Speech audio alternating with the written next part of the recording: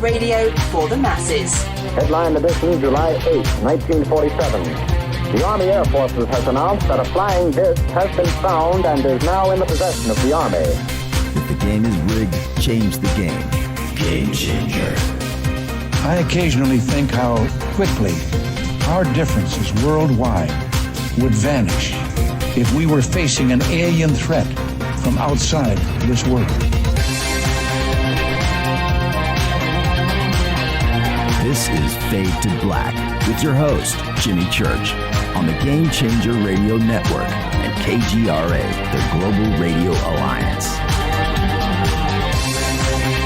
I need your help to get to the year 1985. You're listening to Fade to Black with Jimmy Church on the Game Changer Network.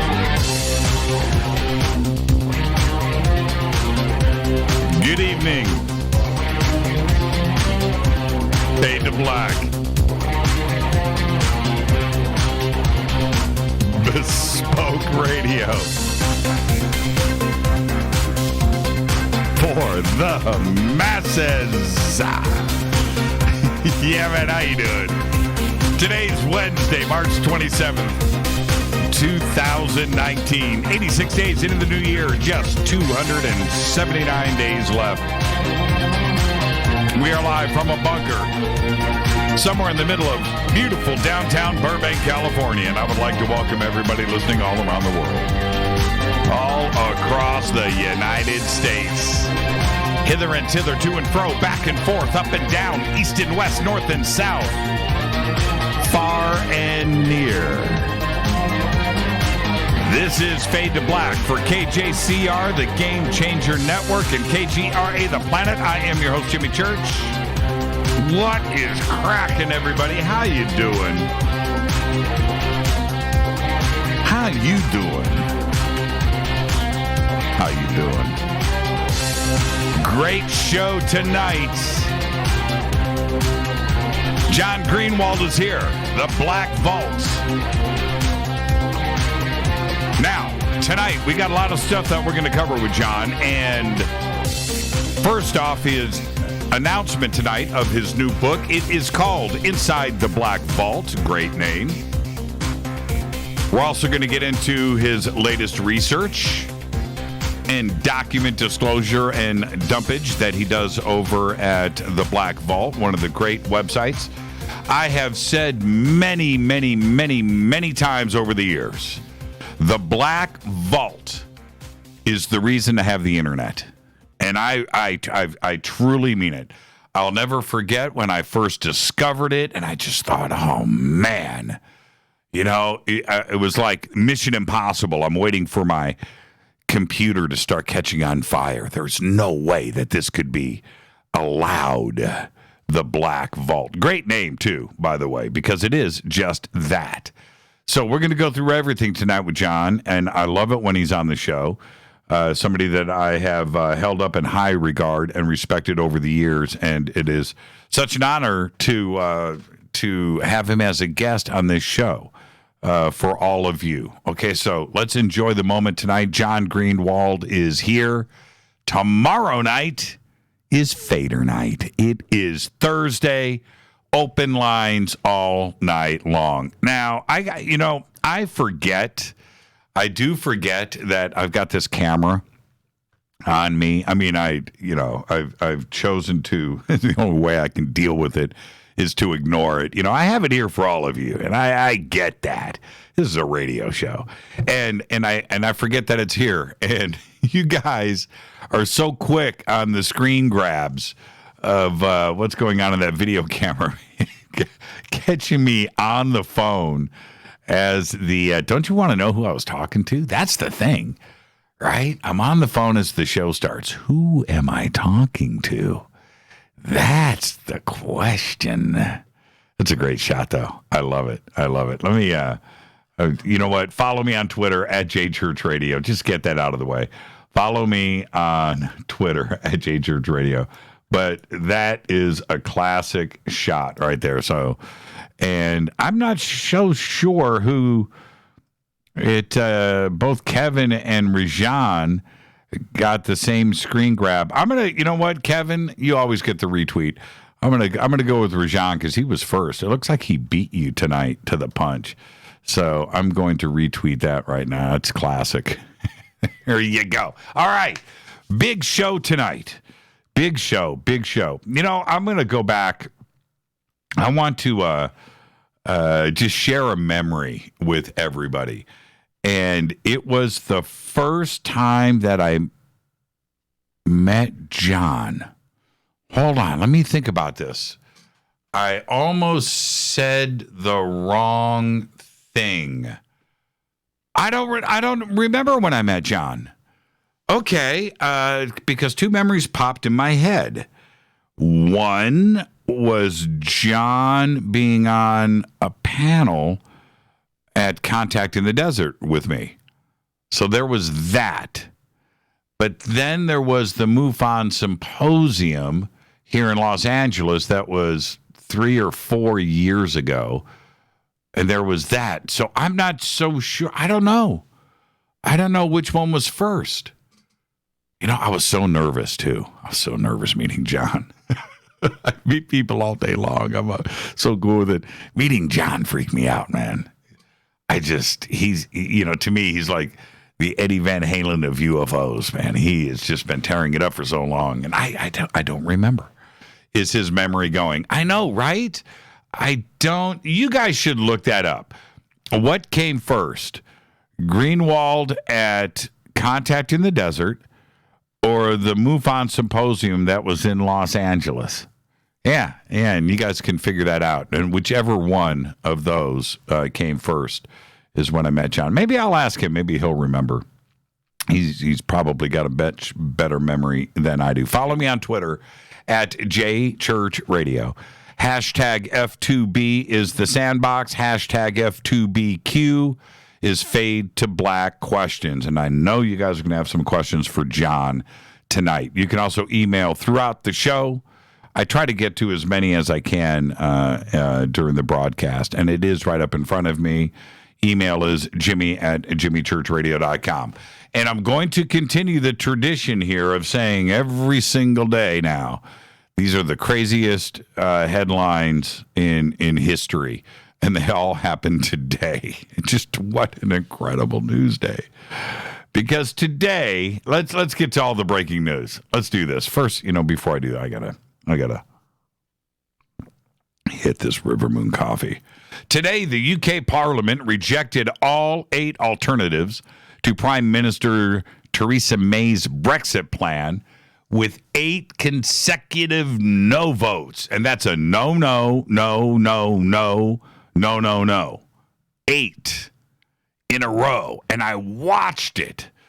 I actually watched that thing go down live. And the pandemonium afterwards, that was great TV. That was amazing TV. So what happens next? Nobody knows. Nobody knows. I can tell you this. They want another vote on April Fool's Day, Monday, April 1st, and we'll see if that happens. But I'm starting to feel it. I don't think Great Britain's going anywhere. I don't think they're leaving the EU. Also today, it was announced for the first time, a super telescope has revealed a complex atmosphere on an exoplanet. Remember what I was talking about last night? Okay? These are headlines. The observation revealed a planet-wide storm where clouds of iron and silicates stay in motion. 4 telescopes at the European Southern Observatory's Very Large Telescope were working in sync to mimic one large super telescope. The exoplanet, dubbed HR 8799E, is part of a system 130 light years from Earth in the Pegasus constellation. HR 8799E is only 30 million years old. That's right. Remember that Earth is 4.5 billion years old. So this is a mighty fresh planet. It's one of 3 planets around the star HR 8799 and the closest to its host star. The researchers believe that it takes between 40 and 50 years for the planet to make one orbit around its star. Now, I'm happy that they did this, and I can't believe we have the technology to look at the atmosphere of an exoplanet. But why aren't we looking at Alpha Centauri? We got exoplanets right there, 4 light years away, 4.5 light years from Earth. And if we can do that 130 light years away, what would we see at Alpha Centauri, right? Proxima b. I'm just saying, that's just me. But we've got to turn those telescopes in that direction. Also announced today, Boeing unveiled an overhaul today to a software system and the pilot training of its 737 MAX 8 plane. It's the most direct attempt to fix an element of the plane's original design that investigators believe have led to the 2 recent crashes of the Boeing MAX 8. That's right. We shall see. It seems to me that Boeing has accepted responsibility here. Yeah. What does that open up the door to? And another huge announcement. This is incredible. I did watch the live press conference. Well, I saw a tape of the live press conference. New Zealand Prime Minister Jacinda Ardern said that all military-style semi-automatic weapons in the country, all assault rifles, all high-capacity magazines, all modifications to said guns, anything that makes anything semi-automatic, automatic, or almost automatic will be banned from the country in totality. All of this following the mass shootings at the 2 mosques in Christchurch. Incredible. Now, she said, and I could almost quote her, she said that legislation will need to be dealt with on this, but she expects everything to be passed in the next 2 weeks. That's it. And the list that she gave of everything that was banned was unbelievable. Everything. Crazy. Now, another huge announcement today. Rachel Maddow. Okay? Rachel, glasses. Her nightly news show has slipped from number 1 in cable news to number 6. That's right. All this happened since special counsel Robert Mueller turned in his report last Friday, hemorrhaging 500,000 viewers in less than the space of a week. Rachel. Unbelievable. Everybody at her network, MSNBC, nothing's going on, nothing to see here, everything is fine. And you know what the response was to the death spiral in viewers? We got the 2020 elections coming up. There's going to be plenty of stuff to feed on. We're going to be just fine. That was the response. Absolutely incredible. You got to be careful and not saying anything directly directed at Rachel. I'm saying this to everybody out there. We've seen a lot of talking heads and show hosts and stuff that have taken, you walk that very thin line. And you go out there and you take the chances and you roll the dice and you sensationalize. You've got to be careful. You've got to be really, really careful, especially when you're dealing with those kind of numbers. But that's it, in less than a space of a week, and we'll see if she'll start to recover. That's what's interesting. Now, also, right before the show, huge breaking news, a federal jury has now awarded $80 million to a California man after determining that Monsanto's popular weed killer Roundup was a substantial factor in causing his cancer and that the corporation is liable. That was just released. Now, right before the show, I forgot to mention this because it broke on over the weekend last week after the show. So I didn't get a chance to get to it.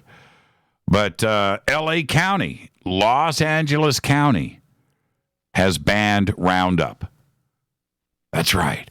And when you think about nobody, I don't care who you are in Southern California, nobody here does yard work, right? We have gardeners, and they are everywhere. Every single day, every morning, the army of trucks heads out, and it's cool. It's great. It's awesome. It's great business for the landscapers out there, and we don't do yard work.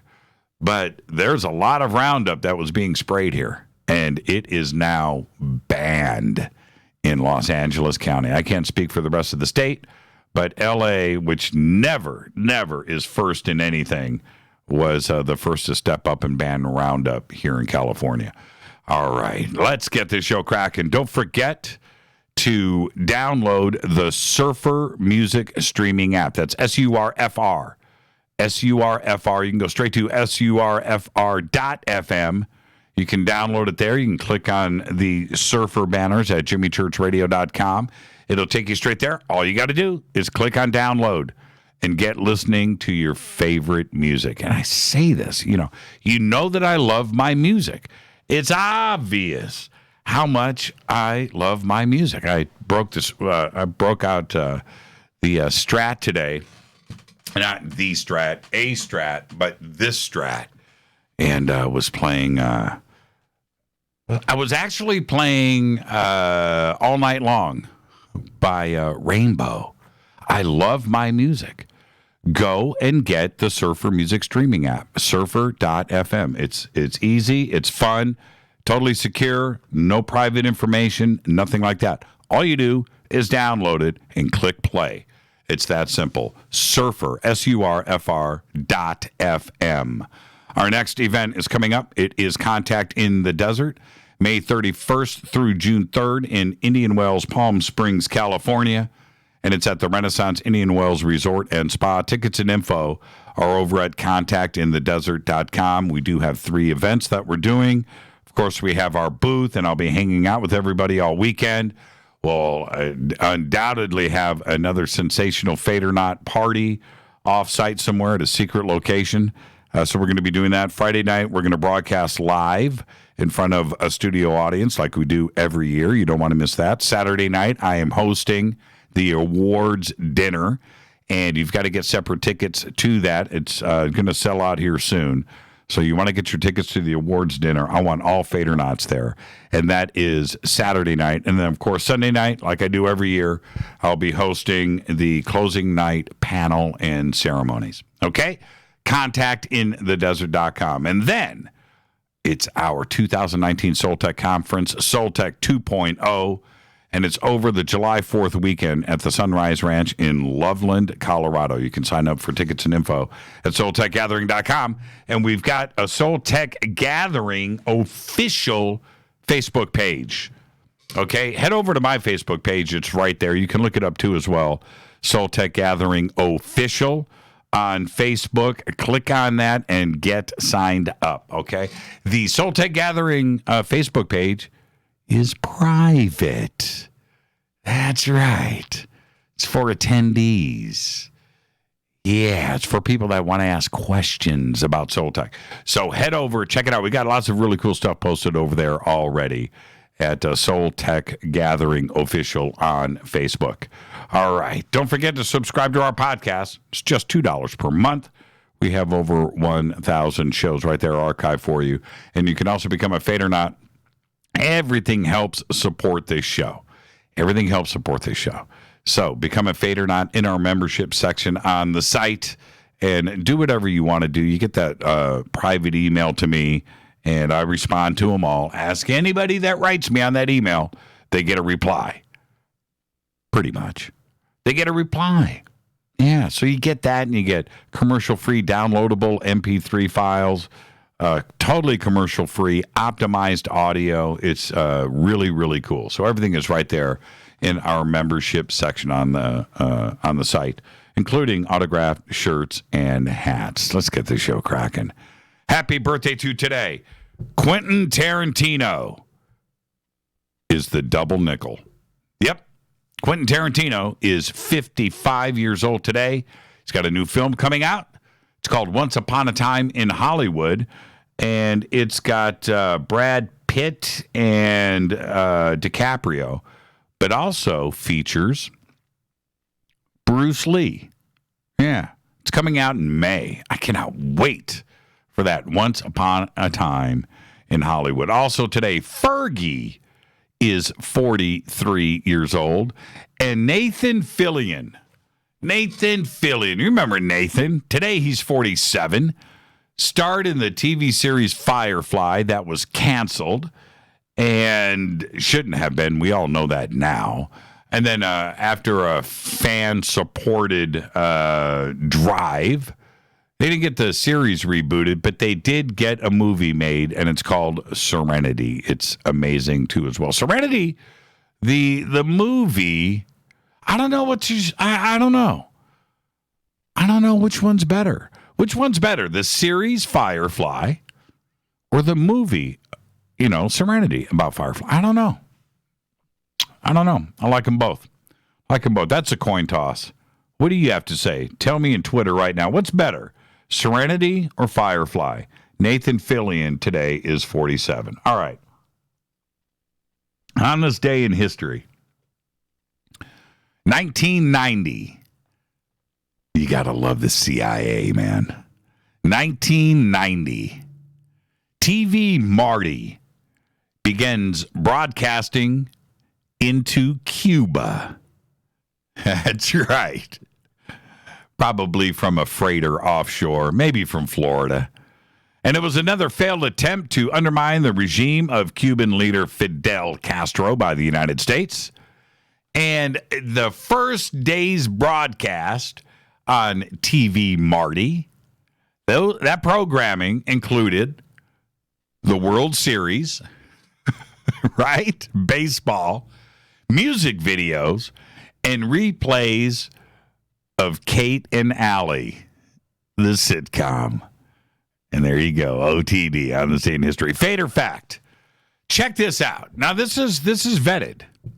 This is vetted. You got to listen to this. 14-year-old Garrett Blank, that's his name, Garrett Blank, survived a direct hit by a meteorite as it moved to Earth at more than 30,000 miles per hour. He was on his way to school when the pea-sized ball of light bounced off of him, leaving a foot-wide crater in the ground and a 3-inch scar on his hand. And that is your fate or fact. He got lucky. Hit his hand. Unbelievable. Tonight, John Greenewald is here. We're going to announce his new book.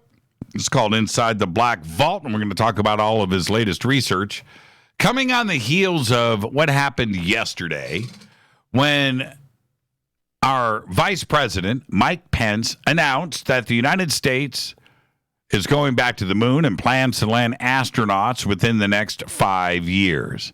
The nation has been shooting for a 2028 lunar touchdown, but according to Pence, that is just not good enough. And he said this during the 5th meeting of the National Space Council, the NSC, which he chairs, by the way. And he said, hey, we're better than that. So it is now the official policy of the United States to return astronauts to the surface of the moon by 2024. Now, apparently, they want to invoke a new 21st century space race with China and Russia. And China and Russia have been landing on the moon without men, allegedly. Don't know. But we've got a bona fide space race in front of us. And it reminds me of the 1960s. And it's kind of exciting because nobody has set foot on the moon, allegedly, since NASA's Apollo 17 mission. And that was in December of 1972. I want to remind everybody, I don't have to, this is 2019. Now, the United States is now committed to stay.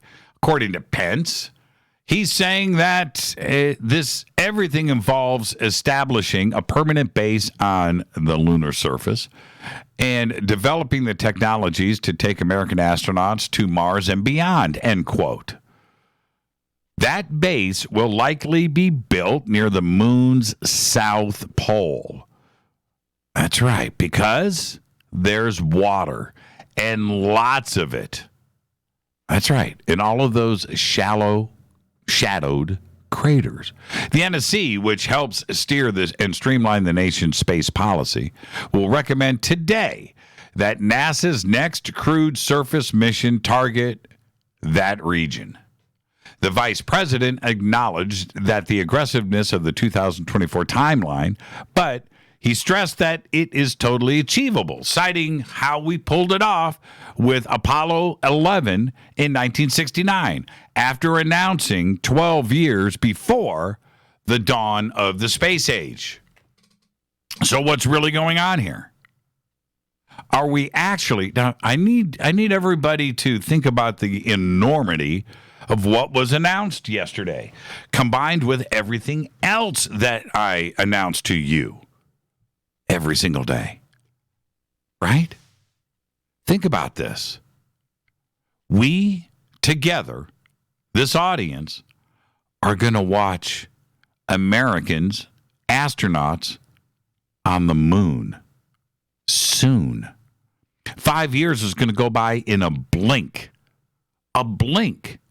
We are going to see all of the testing. We've got all of the crew capsules that are going to get tested, all of the rockets. We're going to do test flights to the moon, manned and unmanned. Yeah.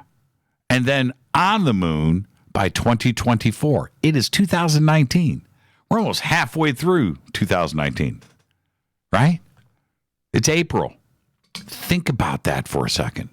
It's absolutely incredible.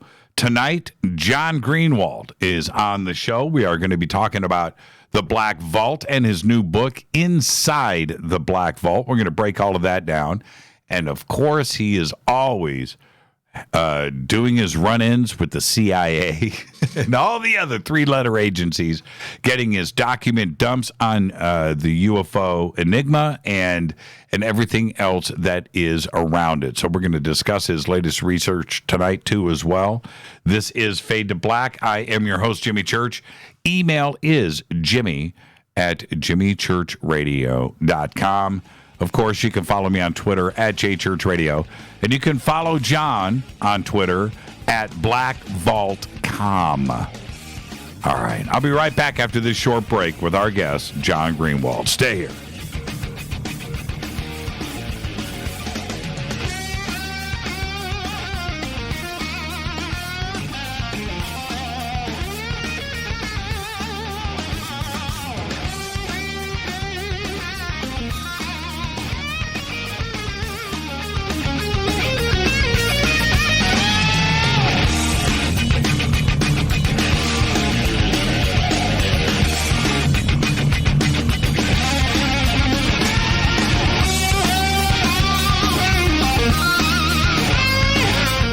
This is Nicole Church, daughter of you-know-who, and you're listening to Fade to Black on JimmyChurchRadio.com and the Game Changer Network. You're listening to Jimmy Church, Fade to Black. Fade to Black will now pause for alien identification. The station that talks the net. KGRA Radio. When you take the beans from Central America with dashes of Indonesian and African mixed in and then roast it to the dark side of Fade to Black, you create the ultimate brew of fringe. Introducing the Fade to Black blend from Rivermoon Coffee. Yes, Rivermoon's darkest customized roast was created for the love of Fade to Black. The alchemy of masterful roasting and smoking the beans is in every sip of this full-bodied, dark Java. I need my coffee dark, deep, with distinct bittersweet chocolate highlights, just like the bunker. Leaning further into the darkness of the roast is Fade to Black blend from Rivermoon Coffee. Just click on the banner at jimmychurchradio.com and use the promo code F2BBLEND for 15% off of your order today. Go Beckley Teppy.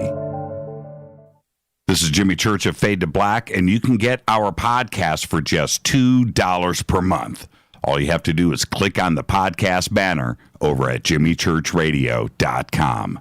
Hey folks, guess what the number one phrase that Life Change Tea receives by email? You ready? We love this tea. We love this tea. Time after time, week after week, we love this tea. Life Change Tea gives you more energy, a beautiful cleansing, and fulfills its slogan perfectly. The tea that makes you go. So if you want to be on your health game, log on to getthetea.com and order Life Change Super Strength Tea. Packages come in a 1-month supply, and when you brew this stuff, wait until you see the results. Aren't we all about the results? And with a lot of people's health struggling, we can use a little bit of help. Doctors will tell you disease starts in the gut. So log on to getthetea.com. That's getthetea.com. Be our next email saying, I love this tea. I love this tea. Get the tea at getthetea.com. Helping America one tea bag at a time. 9 out of 10 geneticists agree. Fade to Black is not your father's radio show on the Game Changer Radio Network and KGRA, The Planet. Do you want to lose weight but have no idea where to begin? The Fast Start Diet, a 3-day weight loss plan, is the answer. 3 days of nutritionally balanced, calorie-restricted meals delivered right to your door. No shopping, no measuring, and no cooking. Everything is prepared for you and ready to eat at home or on the go. The Fast Start Diet has all the amazing benefits of intermittent fasting without starving. We've helped thousands of people who have struggled to reach their weight loss goals. Isn't it time we helped you? With the Fast Start Diet, you'll lose weight and feel great. Find Fast Start Diet on Amazon or go to faststartdiet.com and use promo code TALK to get 10% off your first box. And as a special bonus, Fast Start will include their #1 rated Lipo3 appetite suppressant spray free with your order. This is Jimmy Church. And whatever your diet plans are, do what I did. Go to faststartdiet.com. Hi, this is Rob Reiner from Anvil, and you're listening to JimmyChurchRadio.com. What's up? I'm Chris. What up? This is Kyle Massey, and you're listening to Jimmy Church Radio.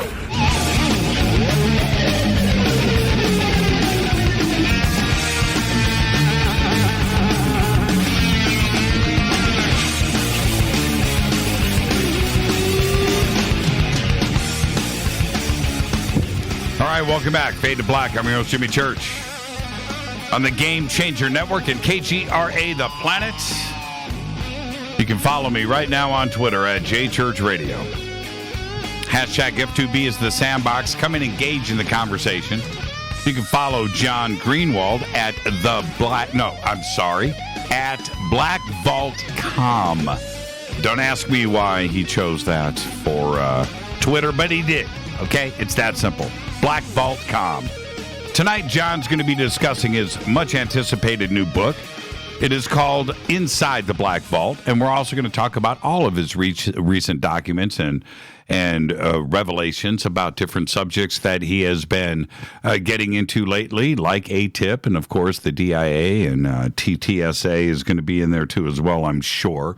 I don't know how we're going to avoid that subject, but John began researching the inner workings of the U.S. government all the way back in 1996 at the age of 15.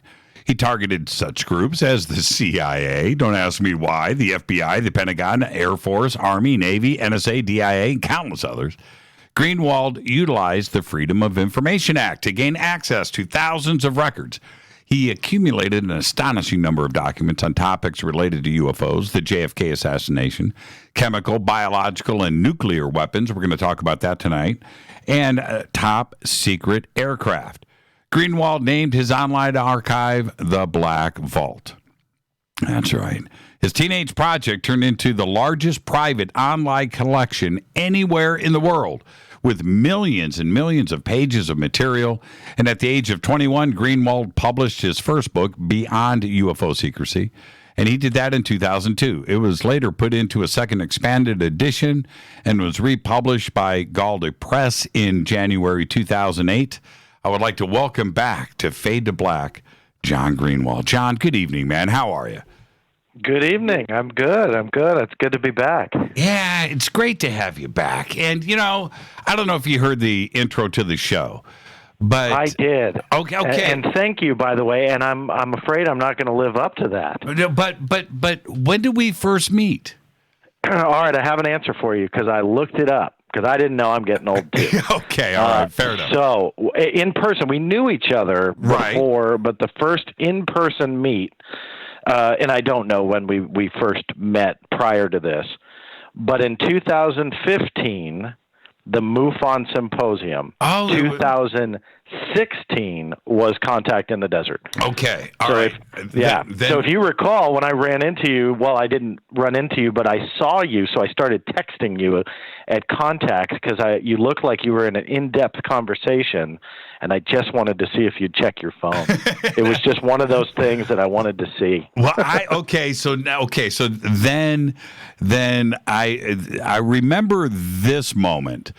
You were at the bar by yourself, and I walked up to you. Hey, no, don't say that to everybody. That makes me sound like a real bad, lonely guy. And you know, because you were working, and so apparently in between introducing people, you go down to the bar and have a drink, and I think that's what you were doing. And I walked I walked up to you and said, "Hey, John, can I buy you a drink?" And you and I stood at the bar for, I don't know, probably 15 minutes, half hour or so. And that was the first thing. But I was so nervous, man. I remember that. I was just like, it's John Greenewald. He's right there. And I appreciate that. Yeah, it's true. It's really true. So, and the reason for that is this, is I, along with so many others, John, have spent countless days combing through the Black Vault. And I used to just anticipate me getting home when I could jump on the computer and get over to the Black Vault, because you were posting stuff and it was constant and it was new. Every time you posted something that was fresh, it was there. And I didn't know your age, and I didn't find that out till much later. That might have freaked me out a little bit, but I spent so much time there, and there were two websites back then. It was the Black Vault and UFO Mind. What? The one that was done out of Las Vegas. Oh yeah, that's going back a way. That wasn't my site, but yeah, that was definitely a pretty big website back in the day. Wow, I forgot about that. That's one. Right. Which is now kind of defunct and no longer around, I don't think. No, or at least maybe archived versions. Yeah, there's archived versions of it. But that was it was the Black Vault and UFO Mind. Those were my resources back then. And I've said it so many times, the Black Vault, especially when it kicked off, was the reason to get the internet. It was such an amazing resource for everybody. Did you understand back then, at your age, the impact that the Black Vault had on this community and how many people were there?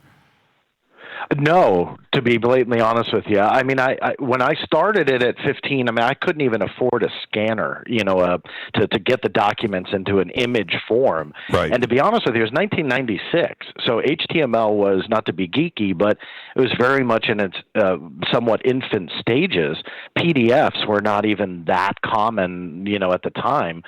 And so I was literally typing them in by hand, and I didn't know if anybody was reading it.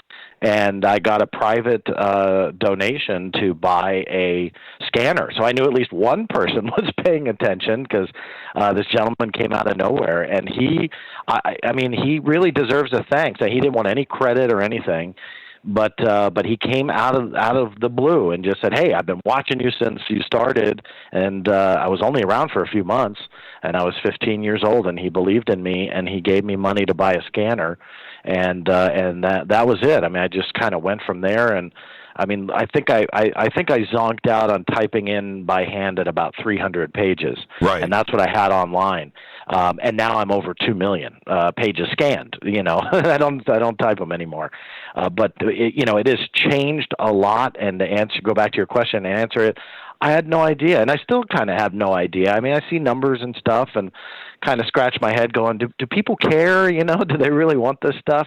But right now, I mean, the site serves about 15 to 20,000 people a day, if not more, and so obviously people are paying attention, and they want the raw stuff, they want the documents, they want the evidence that they can hold and feel and so on. So, my insecurity comes around a little bit and goes, no one really cares. And then I look at the numbers and I go, wow, a lot of people care.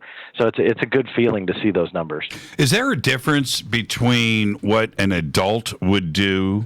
An adult uses, caution and reason when they make decisions, as opposed to a 15-year-old that's going and poking a red hot stick in the eye of the bear. When you talk about these different agencies where you're instigating things, would you do the same thing today? Would you go and be on the CIA's hit list, the FBI? But what I mean? I would absolutely do. If you're asking if I do it all over again, absolutely. Would I recommend anyone else to do it? It's. I told myself when I was really young, don't get paranoid, don't get spooked, and just know that you're doing something that is my legal right. Because there's a lot of people that get ultra paranoid, and I never wanted to fall down that route, and I feel strongly, and after 22 years, I haven't. But caution and concern for that when I was 15 is a lot different now than, I'm a lot older, and with kids now, 2 kids. I have a 5-year-old and now a 5-month-old daughter. And so my son and my daughter, what I tell them and recommend at age 15 to start hammering the government for secrets? Probably not, even though it's legal and even though it's fine. There's a line there when you're 15 and doing it versus when you're a dad and telling a 15-year-old to do it. So right. I think when I started, I didn't have concern. I didn't have caution. I just went full bore, horns out. Let's see what we can find out, and let's go for it. And I didn't really worry about a thing. What do you do about, it's one thing to get documents directly from the government through the Freedom of Information Act. At that point, it's guaranteed to, virtually guaranteed to be legit, right? It's gone through at least a vetting process and an archive and assigned a number, as opposed to somebody sending you stuff, right? What do you do with that, and how do you vet the stuff that must come into you on a daily basis from an unverified or unvetted source? Yeah, it's hard. People come and approach this topic from different angles. My angle has always been the official government documents, and I've always said something that confuses some people, but I mean it wholeheartedly, and that documents don't lie. Now, the content therein could absolutely be a lie, but what I mean by that is when I say something, when I come forward with either an opinion or an interpretation, it's backed by what the U.S. government gave me, and so there's evidence to hold and to get yourself and to verify what I'm saying. Now, therein, whether it be a document or a report or a letter, obviously they could be lying to me, and I've proven them in lies. I mean, that's what the new book, Inside the Black Vault, is all about, where I just dive into the UFO phenomenon and try and show what the government has given me, what they've said. Does it contradict? Does it coincide? And just kind of outline the official word. But other people like the whistleblower angle. And that for me, muddies the water in the sense that you might have a couple very honest, sincere, and truthful whistleblowers that have a story to tell. The problem is they're like 2% maybe at best of the grander picture. Because I can tell you in 22 years, I've either been contacted by people, gotten letters, emails, physical snail mail, or have seen other researchers get contacted by the same of people with these wild, outlandish stories. And how can you verify it? And for me, the way I approach it, which I'm not saying is right or wrong, it's just the way I approach it, is that I need to have something else to verify that. And there's a journalistic standard, which I don't claim to be a journalist, I never have, but there's a journalistic standard that I've tried to adopt, that if somebody tells me X, Y, and Z, that there should be something else in the form of something, a document, a letter, a press statement, something that confirms X, Y, Z, right? And we have to challenge that. And so when you have these people that are emailing you and they're saying, you can call me Agent X and, I have a story to tell, but there's no way to verify it. For me, the way I approach the topic, I got to put it aside. Do I take it seriously? Of course. Am I interested? Of course. But I can't verify every Agent X out there, because if you believe them all, they all contradict each other, So that makes it even more challenging. So my forte is I've really just stuck with documents, and I'm not saying the FOIA is end all be all. When I am criticized for some of the opinions that I've posed or some of the stuff that's put out there, people think that I just put all the weight into the FOIA and responses by the government. That can't be farther from the truth. I mean, I've lectured for 20 years, and if you've ever sat through it, you'll know that I use the FOIA documents to prove the lies and to prove the misconceptions and to prove the misleading of the public. So I'm not really sure where that criticism comes from, but often if I don't come out with something that somebody believes, then they have to attack, and that's usually what they go to. And that's obviously, not how I feel, and that's what really the book is about, is to go into those details. So I, as an investigator, I separate the two. Some people don't. Some people hate the government stuff, and they don't care about the FOIA. They don't think it works. They want the whistleblowers, and they put more weight in that, and that's great if that works for someone else. I just approach this from something of a more hardcore angle, that I need verifiable evidence. Everything is a piece to the puzzle, and I'm sure you would agree with that. We need to constantly, if somebody's got a chip, throw it in the pile. Right. Let's look at all angles. And what I wanted to ask you: have you ever? Are there any documents online that are not Freedom of Information Act? In my archive, no. Now, I do have a separate archive with case files where people were sending me UFO reports and other type of experiences that they've had. And so I created a whole nother database, and now there's thousands of cases in that. So those aren't FOIA material. But when it comes to the archive, when it comes to the documents, all of that I obtained myself. Very few exceptions are people I 150% trust.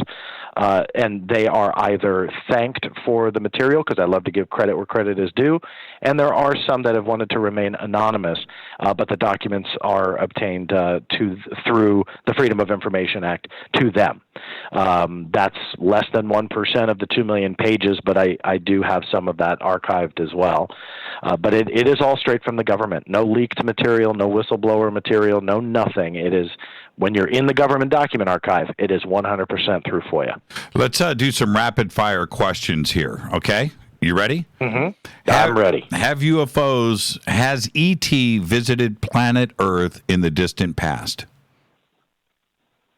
In the distant past as in 100 years or 5,000 years? Doesn't matter. I would say evidence supports it, but I'm not ready to say yes. Are we being visited today? I would say that most of the evidence points to that as the most logical explanation. Does the government have contact with ET? I would lean towards no. Why? Oh, that's not a rapid-fire answer, but I believe that you have to get into an intelligence gap between where we are in the 21st century and that if a being can get here, would they care to talk to us? And I think that is a fascinating topic in itself. It is a book in itself. It's a show in itself. you have to really start thinking about the intelligence between two civilizations, one that can traverse the stars and another one that can barely touch its closest planetary neighbor. Right. Now, obviously, we're branching out, and we have made amazing strides in the last 130 years when it comes to science and going from the ground to airplanes and well above. But again, that intelligence gap is so vast. Would they care to speak to us? And I think that's a question that I've struggled with for a long time. I've done History Channel shows based on that. I've done Discovery Channel shows based on that as a producer and writer.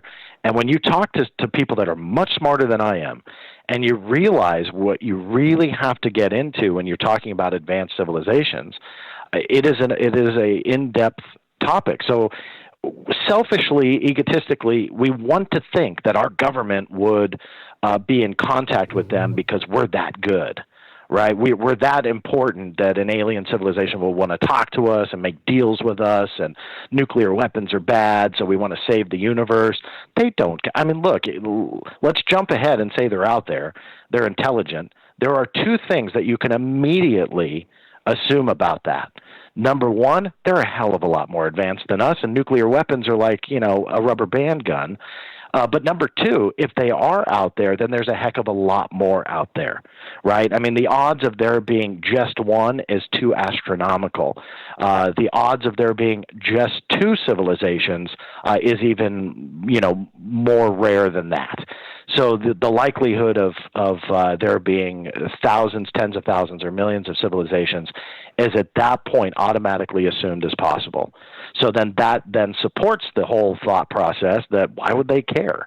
They're going to go find another civilization that didn't start when humans did. They're going to find a civilization that started maybe 20,000 years prior to when humans did, because they're a lot more advanced and they can communicate and trade or whatever galactic, group they want them to join. So is that what I feel wholeheartedly? No, but it's a fascinating topic to dive into and one that deserves a lot of thought. And we have to take ego out of the equation. But as humans, it's very hard to. We want to think that if aliens are out there and they can get here, that they're going to want to come down and plant their alien flag and communicate or talk with the upper echelons of the government. And I just don't see that happening. Is the government in possession with crashed and retrieved alien craft? There's no documentation to support that, but I think there's too many stories that surround the Roswell events out there, and I started the whole book about Roswell and how easy it is to debunk, that what I call the company line, where they want to tell you that there was no crash saucer, there was no nothing, despite the original reports. Now, Roswell's well overdone, but why I deal with it in the book, which goes to your question, is the fact that they are so blatantly lying about it. You can kind of only deduce that they probably have wreckage of some kind, and it's not the Project Mogul balloon, that it's probably something much more interesting. Alien, I'm not real sure. So that's why I can't really definitively say yes to your question. But I think that there's enough documented evidence, which I did go into in the book, that kind of shows, they shipped wreckage, they investigated it, they contradicted their own reports, and then over the years they couldn't get their story straight. Not once, not twice, not three times, but 4 times they changed their story. And even what I did was, in the book, is I deal with the 4th explanation, and then I completely destroy it using their own documents. So that's all I use. I don't say, well, this whistleblower said that or this and that. And you go into files that do say and talk about wreckage. So there's something there. Alien, I'm not sure, but it's documented that they had wreckage and had it and kept changing their story about it. Now that you have done everything, not only with the Black Vault, but your work with MUFON over the years, and, of course, producing and writing so many different TV shows. It's what you do. With all of this knowledge that you're sitting on right now, what is your favorite case? That's tough. I wouldn't call it a case, but one of my favorite stories is the Air Force Manual 10-206. Right. And the reason why that is really at the top of my list is this showed undeniably that the United States Air Force, that same one that has denied UFOs for a long time, claimed in 1969 they stopped UFO collecting reports and investigating after Project Blue Book closed. My entire research was based on really that entire statement that they gave. And Air Force Manual 10-206 completely destroys their own statement by stating in black and white unidentified flying objects. And in this day and age, especially in the last year and a half, there's been a lot of talk that the government and the military has changed the acronym, or they want to change the acronym, and they probably would change the acronym. And although that might be true to a point, this document that went well into the 2000s, right? I discovered it way back in 2001.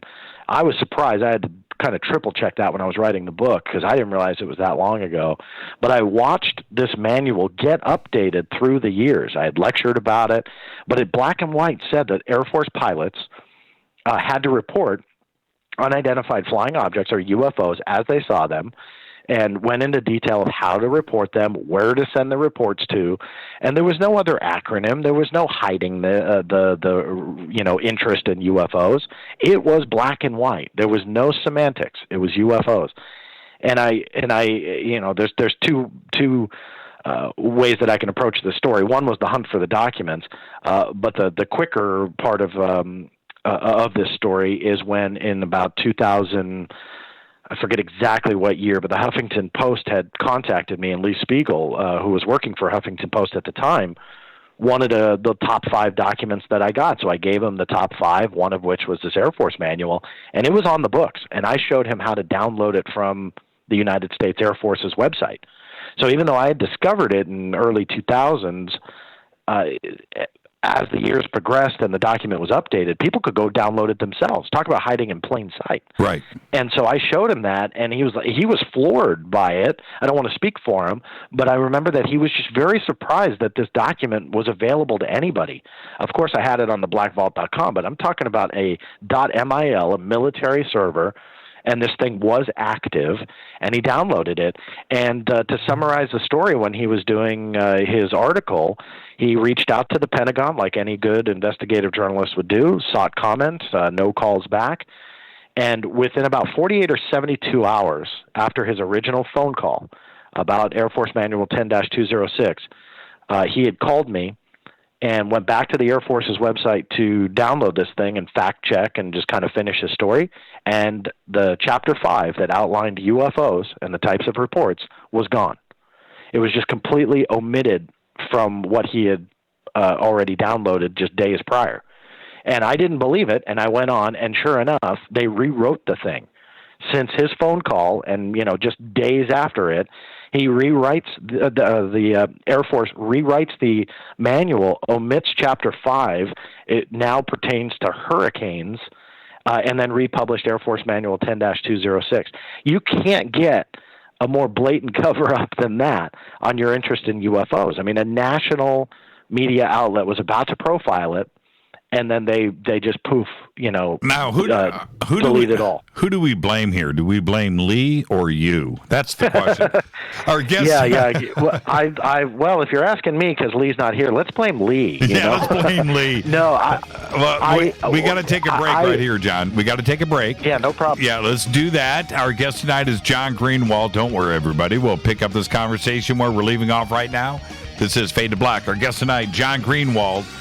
The book is called Inside the Black Vault. I'll be right back after this short break. Stay with us.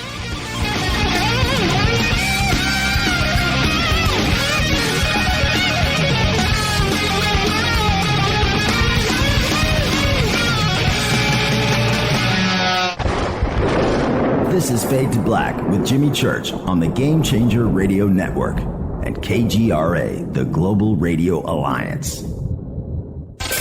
This is KGRA Digital Broadcasting Station, Salt Lake City, Utah, Van Buren, Arkansas. Introducing the new Surfer Music app. Listen, fade or not, you know I love my music. This is my go-to for all things notes. The Surfer app is a brand new concept in music listening. Surfer is free, providing unlimited access to thousands of live streaming radio stations. Surfer is an exciting, interactive listening experience. Discovery and surprise are built right in. Surfer is your destination to discover and rediscover great live streaming music. It features high-quality audio streams, free access to music from thousands of live streaming radio stations, unlimited listening, unlimited skipping. You get a music visualizer, and you can also select your favorite channels. Get it at the Apple App Store or Google Play. Just search Surfer Music or click on the Surfer banner at jimmychurchradio.com. Go Beckley Teppy. Folks, this is very important information. What's to be said about CBD? AncientLifeOil.com. Our CBD is made from hemp and has 0.003 THC, which means this wonderful product won't get you high, no matter what amount you take. What does CBD do for the body? My hands are tied. But you can Google CBD benefits and be astounded. When you're finished reading, you'll want to log on to AncientLifeOil.com. That's AncientLifeOil.com and purchase. Life is good when you feel good. People are tired of pain. People are asking for non-GMO organic products to help them with, you fill in the blank. Legal in 49 states, and again, our CBD is made from hemp. Ancient Life Oil is about helping people one by one by one. If you wonder how good the product is, the CEO takes it every day without miss. AncientLifeOil.com. That's AncientLifeOil.com. Have a great day. Hello, I'm Katie, and you're listening to my main man, Jimmy Church, on jimmychurchradio.com. Hi, this is Ray Hobbs here, repping the planet, and you're listening to my good friend, Jimmy Church, Fade to Black, on the Game Changer Network and the KGRA digital broadcast station. This is Toby Kebbell. You're listening to jimmychurchradio.com. Don't hurt me, Jimmy. I'm only little. Hey, I'm Adrian Grenier. And this is Ari Gold. We're the Honey Brothers. Yes. We are of the Honey Brothers. Hey, I'm Adrian Grenier. And I'm Ari Gold. We're the Honey Brothers. And you're listening to Jimmy Church. The Revolution. Reclaim your active lifestyle with Angioprim. Angioprim is the original liquid oral chelation supplement. Chelation helps remove toxins, heavy metals, and cholesterol in your veins and arteries that can cause blockages. Scientific research proves the active ingredient in Angioprim has superior oral chelation action that helps promote cardiovascular health. Find out more. Go to angioprim.com. Talk to a trained consultant by calling Angioprim toll-free 877-882-7221. This is Jimmy Church of Fade to Black, and you can become an official Fadernaut by just going to our membership section at jimmychurchradio.com.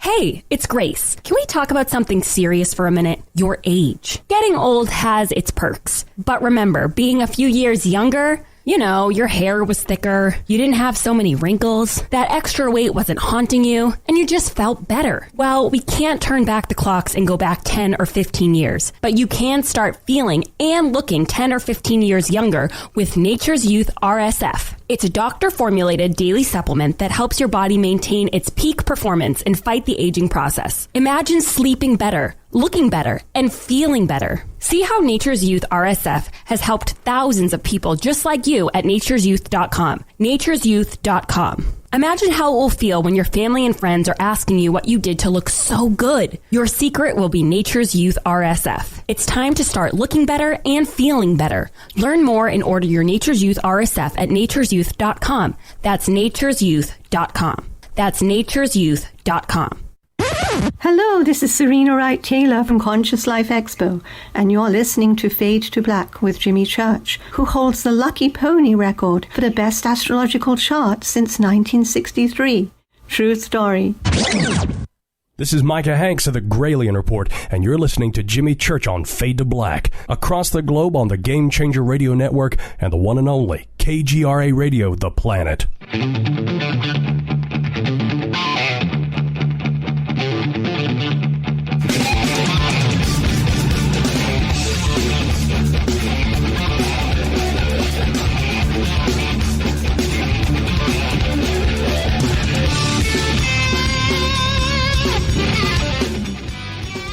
Everybody wants to know who I'm talking to on the phone.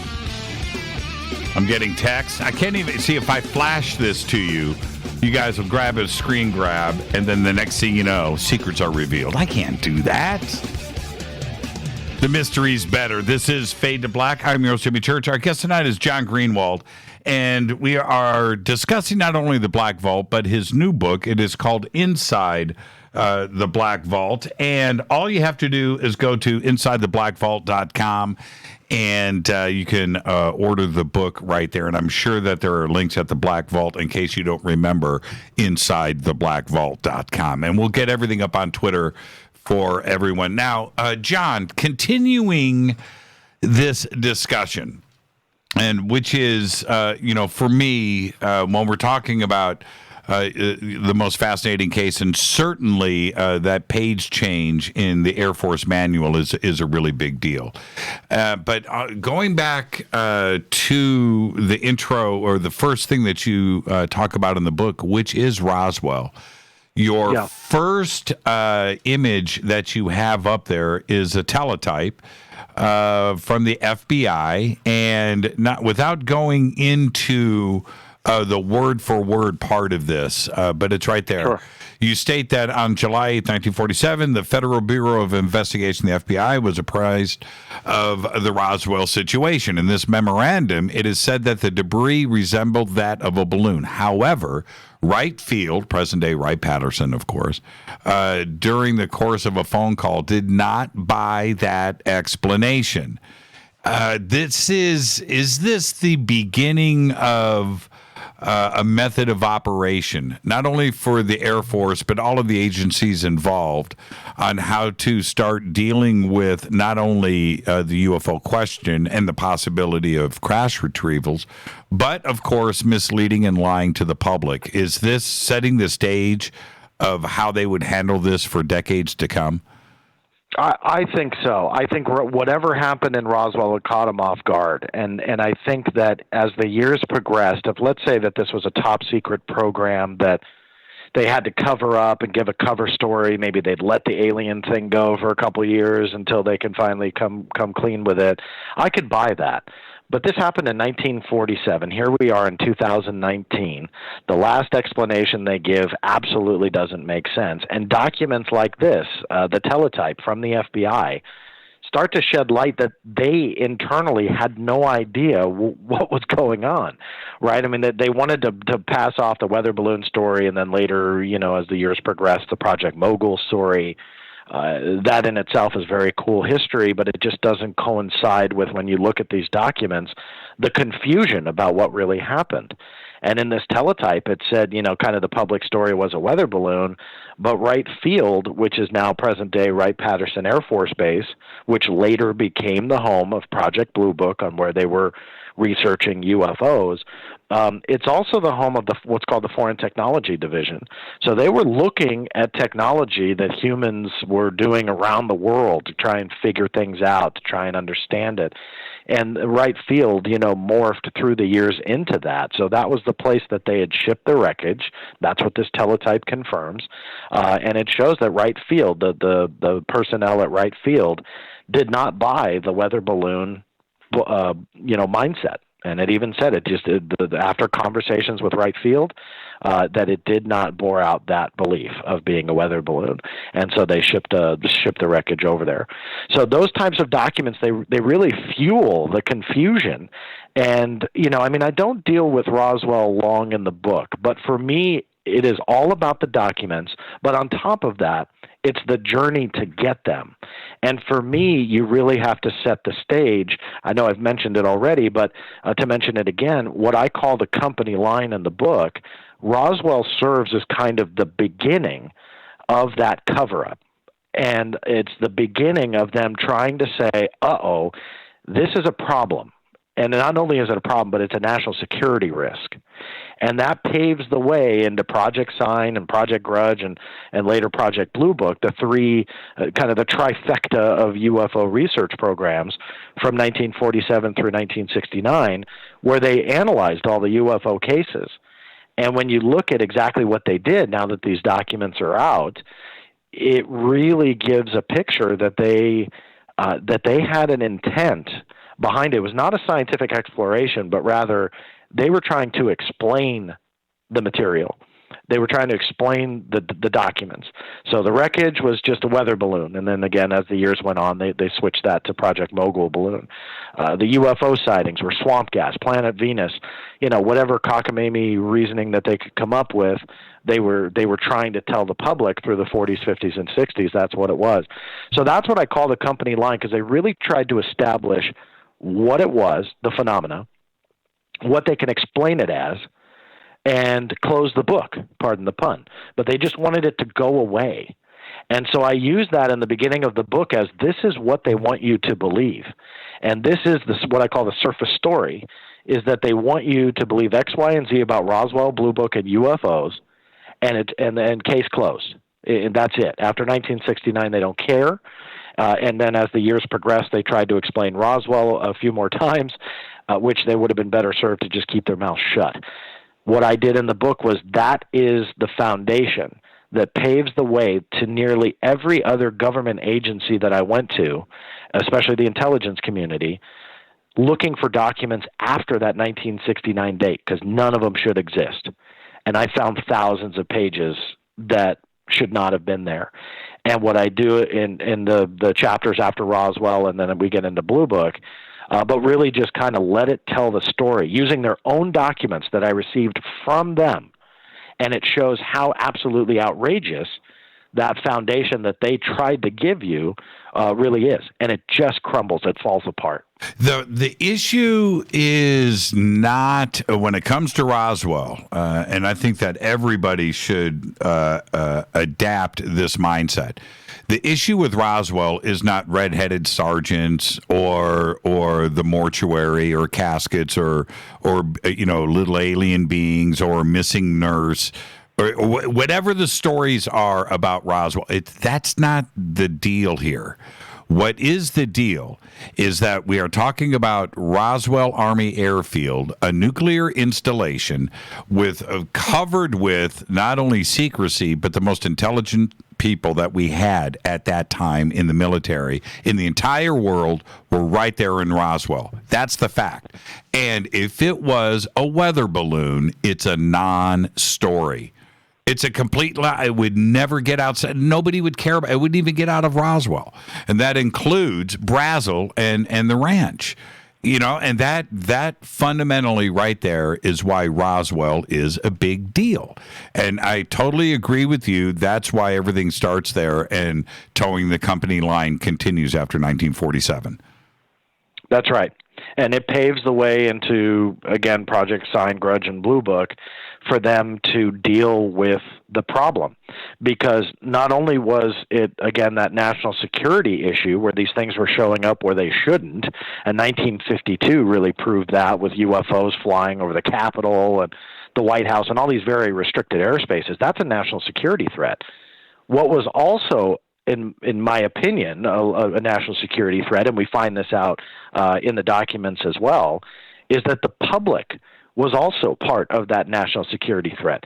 The interest that the public had through the late 40s, 50s, and 60s into the UFO phenomena, and I do use plural because people always yell at me for that. I do believe there's multiple aspects of this phenomena, so that's why I say phenomena. They knew they had to explain it. They knew that they had to just tell the public what they needed to hear, and what they needed to hear was, number one, it wasn't a national security threat, and that it was easily explainable with no signs of it being extraterrestrial, right? And that should, with their intent, calm down the public. Now, obviously it didn't, because that interest never went away. But the documents tell a very different story versus what they were trying to sell to the public. And when you get into some of the individual cases where you're looking at airspaces being violated that shouldn't be, but also demonstrating technology that we didn't have in the day. And I researched a lot of the technology that we had that was, into the Project Blue Book cases, and looked at the technology of what we had, that it was literally decades beyond where we were. And I'm not talking about a radar malfunction. I tried to focus on the ones that did have a visual observation in addition to radar where possible. I mean, that wasn't in every case. And so that's what I really tried to highlight, was where you have multiple, and that's why I go back to that journalistic standard of having multiple sources. When you can confirm something with an electronic device, but then on top of that, a human device. So now you've kind of solidified that there's something going on there. And then you cross-reference that with history, and you realize that whatever that object was, where you have multiple sources to confirm it, is leaps and bounds beyond where we are as humans at that time frame. That's pretty amazing in my book. So you can't dismiss that. And that's what Blue Book and the government as a whole, even years after, they have largely tried to dismiss. And when they tried to, I'll never forget this, and I'm so proud of the UFO community. They are so smart. And when I go and hang out and realize the amount of history that individuals know, you and I think we know a lot. There are people out there that are frighteningly smart when it comes to UFO history. And in 1997, when Roswell Case Closed came out, I remember I was sitting in a parking lot in Culver City, and I got it, right? And I was reading it, and I got to the crash dummy explanation. And I sat in my car, and I went, wait a minute. That happened, and I thought it was like 1950, right? And I remember racing home in my car so I could get onto the internet to verify what I already knew. And then I came up with the year, 1949. I went, wait a minute. They are clearly not that dumb. They are trying to assume that everybody's going to go, crash test dummies. Okay, it's all done. This is finished. They missed it by 2 years. That was Operation High Dive, and the manufacture, the knowledge, the technology of those crash test dummies didn't happen for 2 more years. And it was one of those things where I went, and I'm sure you did the same thing, where I just threw up my arms going, you know what? They're lying. They're absolutely lying right here. But you've got something with journalistic integrity that everybody else can apply to this and go back and fact check. Why didn't they consider that? I don't know. And I think that it's that kind of very misguided thought process that if we say it, the public will buy it. And obviously that's not true, especially in this day and age. But I think that they have for decades, meaning the government and politicians are notorious, that if they say something, the public's not going to fact check it. They're just going to buy it and, swallow it, and that becomes gospel. And it's a very inquisitive group of people when it comes to the UFO community, and people push for answers. And that's what we all need to do. I think we've lost a little bit about with that in the last year or two, but I think overall people want to know the truth. And when you start putting historically inaccurate facts out there, when it comes to the Roswell Report Case Closed, and that's what I went in. That's the specific explanation that I go into detail, where I took their bullet point list in their executive summary and just blew it away, using again their own documents and documented history. But that's what we need to do. We need to challenge it and say, look, you guys are not giving accurate history here, and it's your own documents that disprove what you're trying to say. And I think that, to me, especially going back 20 years, back as a teenager when I was getting into this, realizing that there were such blatant missteps when they were trying to explain things, but then you look at the actual evidence that they were giving me themselves. That was fascinating to me, even as a teenager, and I realized then that I was hooked. I mean, here I am decades later, and I'm still going at it. But it's because it's so blatant. You don't have to really read between the lines because it's black and white. You don't need to use leaked information or something you found on the dark net. It is something that they will give you. And to me, it's shocking the level of blatant cover-up to some of these documents. And again, those blatant kind of missteps when they try to explain things. It's too clear for me to let it go. And that's why I've continued to kind of push forward and see what else there is to find. Don't they? Well, I'm sure that they realize, and I'm talking about the FBI and the CIA and the DIA and the Pentagon, that they realize the country's interest in the subject. We're not going to the FBI website to look at JFK or Jimmy Hoffa or Elvis. Their number one searched pages are UFOs. They realize the interest that we have in this subject. I think they realize it. But again, then there's these huge missteps that it's like, do you guys have no faith in humanity, let alone the American public? And I'll give you a prime example, which I went after FOIA documents on a tweet that was done by the CIA. And they tried to essentially revive a story that they took credit for all of the UFOs that happened in the 1950s. And their tweet read literally this: remember reports of unusual activities in the sky in the 1950s? That was us. Hashtag U2 week, hashtag UFO day. Now, that's a pretty broad statement to make, especially when you have the amount of information that's out there. And so I did a FOIA request looking for the internal communications about that tweet, what kind of research they did, how can you back that up? Now, obviously, that does tie to a much grander CIA report done by Gerald Haynes. But this tweet, obviously, this was years after that report was published, so I wanted to know, what were they talking about? And so I actually got the documents relating to that tweet, and it literally only consisted of like one email exchange. The names are blacked out, but literally from what I can deduce from the documents that the CIA gave me under FOIA is that one CIA employee says, hey, it's, I'm paraphrasing here because I don't want to bore you to death and read it, but it's U2 week. It's also UFO Day. They called it World UFO Day. And so he or she pitches a tweet, which is what I just read to you. Assuming he sent it to a superior, the response was simply, I love it, good to go. And that was it. That was the extent of that research of the tweet.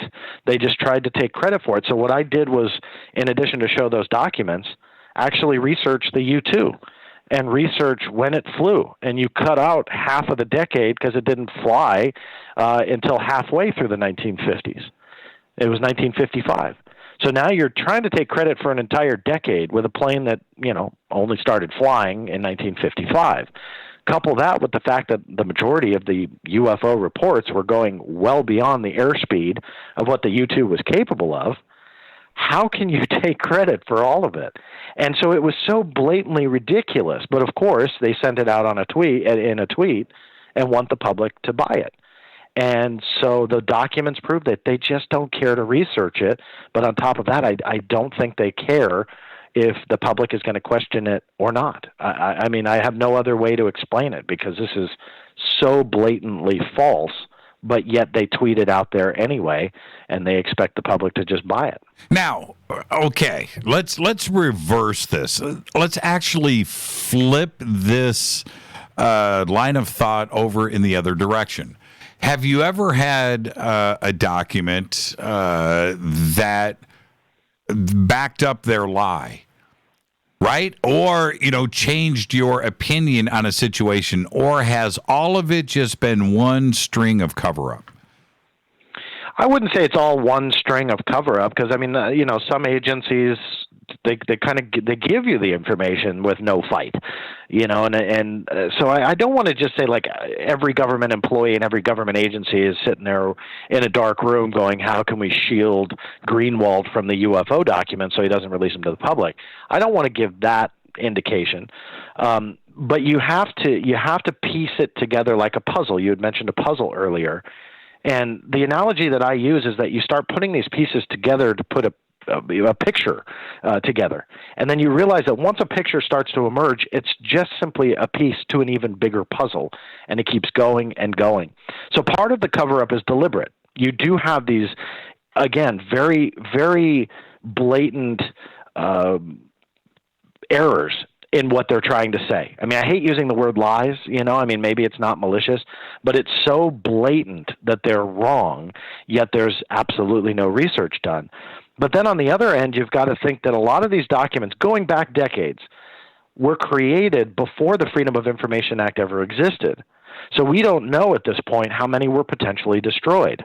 I don't only research UFOs. I've gone after probably every government secret you can dream up right now.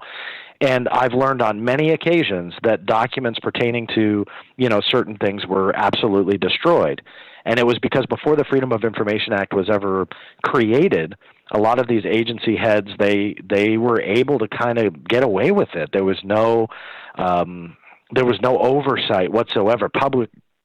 You and I, the public, could not ask questions. We couldn't request information. The MK Ultra material, off the top of my head, is probably the biggest one, where they just kind of destroyed everything. Now, I've been able to uncover thousands of pages that survived the shredders, but my whole point is that we really don't know how far or deep the cover-up goes. So now, in this day and age, it's not necessarily trying to be malicious. It's just the decades ago politicians and agency heads and whomever was involved destroyed it before the public had a right to access it. And on top of that, they call it records retention schedules, before some of the record retention schedules were created. So it was their legal right to just go, let's just go ahead and shred all this.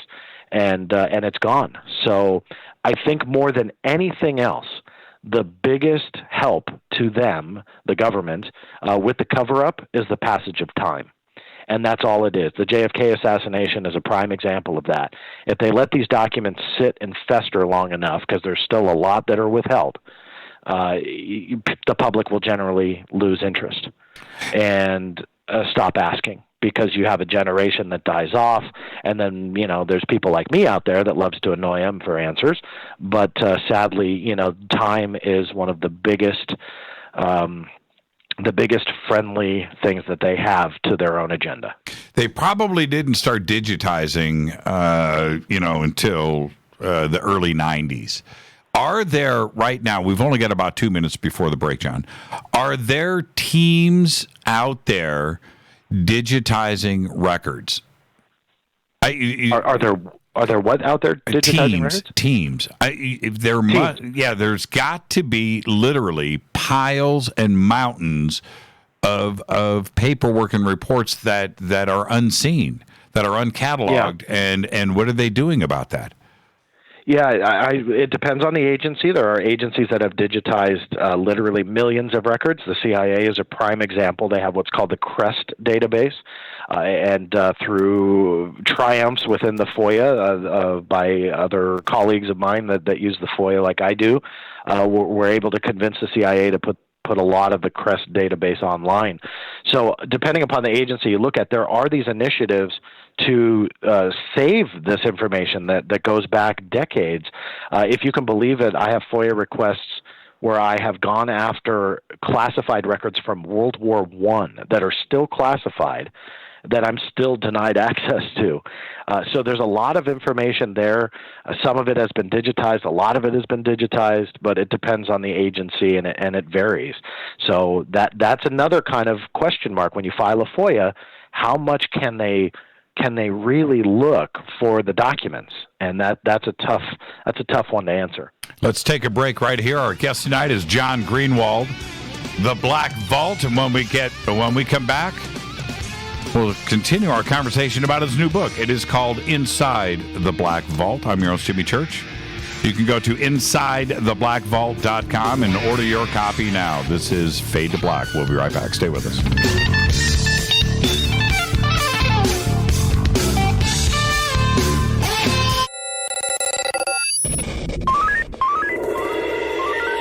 Way out here, we listen to Jimmy Church. You're listening to Fade to Black. Always on the edge of the hottest alternative talk. Jimmy Church with Fade to Black. KGRARadio.com. ¿Qué tal, mis amigos? Yo soy Mario Carson, el tiburón, y los invito para que escuchen a mi buen amigo Jimmy Church Radio. ¡Claro que sí!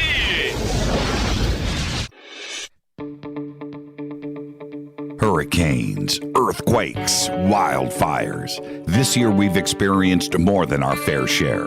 This is Jimmy Church of Fade to Black, and last month I decided to make sure my family does not have to worry about food should we get caught in a real emergency situation. Introducing Numana, a healthy, storable product that tastes so good that you'll want to eat it every day instead of just during those times of duress. All Numana products have a 25-year shelf life, are MSG and GMO-free, no preservatives, and are made in America. With the Numana pack in your home, you'll be able to sleep at night knowing that you've protected your family. Not only have I tasted and tested, I own it. Now you can too. Just click on the Numana banner on JimmyChurchRadio.com and use the promo code Jimmy when you order. In addition to a discount, we'll send you an autographed Fade to Black t-shirt. Seriously, go Beckley Teppy. Do you want to be an official Fadernaut? Of course you do. This is Jimmy Church of Fade to Black. Just go to our membership section at JimmyChurchRadio.com. Introducing the new Surfer Music app. Listen, Fadernauts, you know I love my music. This is my go-to for all things notes. The Surfer app is a brand new concept in music listening. Surfer is free, providing unlimited access to thousands of live streaming radio stations. Surfer is an exciting, interactive listening experience. Discovery and surprise are built right in. Surfer is your destination to discover and rediscover great live streaming music. It features high-quality audio streams, free access to music from thousands of live streaming radio stations, unlimited listening, unlimited skipping. You get a music visualizer, and you can also select your favorite channels. Get it at the Apple App Store or Google Play. Just search Surfer Music or click on the Surfer banner at JimmyChurchRadio.com. Go Beckley Teppy. So, you love talk radio? Then you'll love TalkStreamLive.com. TalkStream Live is always on, 24/7 with the best streaming talk shows. Find your favorite talkers and discover some new ones. It's free, readily available online or on mobile with any smartphone or tablet. Finding your favorite talk shows all in one place has gotten a whole lot easier. Just go to TalkStreamLive.com. Be sure to download the free apps from Google Play or the iTunes App Store. You listen to us, and we listen to you. And so does the CIA. KGRARadio.com. If you have hard water, the lime scale not only leaves white spots, it clogs pipes and breaks down appliances, costing you hundreds of dollars in energy and wear. Eliminate lime scale and other water issues like brown staining and bad odors with HydroCare water products, available from Wave Home Solutions. Wave's affordable water systems don't use salts or chemicals. You'll love the way your water tastes, smells, and looks. Satisfaction guaranteed. For more information, go to bestwater123.com. That's bestwater123.com. Are you intrigued by Paranormal Talk Radio? You'll love the new Paranormal Radio app from TalkStream Live. You'll find a great selection of talk shows covering UFOs, ghosts, strange phenomena, and much more. Download the Paranormal Radio app now and start listening to the very best in paranormal talk entertainment, including the network you're listening to right now, the Paranormal Radio app, free in Google Play and the iOS App Store. You are listening to Fade to Black with Jimmy Church on the Game Changer Network. Oi, oi, I'm Reese Evans. You're listening to Jimmy Church. This is Revolution. The revolution will not be televised. The revolution is on radio. Ciao.